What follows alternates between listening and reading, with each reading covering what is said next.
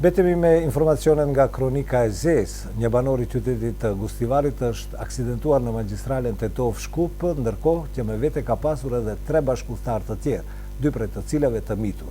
Ai ka rështitur nga rruga për shkak të shpejtësisë së lartë dhe ka goditur në rrethojat mbrojtëse të rrugës.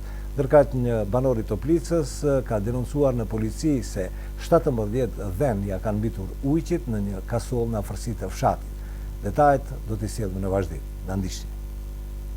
Dje rreth orës 15 në magjistralen Tetov Shkup në afërsi të vendit të quajtur Karpallëk, një veturë tipit Renault me targa të Shkupit e drejtuar nga 35 vjeçari Gostivaras me inicialet AN ka humbur kontrollin dhe ka rëshqitur nga rruga duke goditur në rrethojën mbrojtëse prej metali. Nga kjo fatkeqësi, shoferi dhe 3 bashkëudhëtar, në mesin e të cilëve kanë qenë 2 të mitur, kanë marrë lëndime trupore. Të lënduarit janë dërguar në spitalin klinik të Tetovës dhe pas asistencës mjekësore që ua kanë dhënë atje, janë lëshuar për kurim shtëpiak. Organet kompetente kanë bërë ekspertizë në vendin e ngjarjes dhe aktualisht po punohet për zbardhjen e arsyeve që kanë çuar në këtë fatkeqësi. Sipas informacioneve të para të policisë, bëhet fjalë për mospërshtatje të shpejtësisë automjetit me kushtet e rrugës, konkretisht vozitje me shpejtësi të lartë.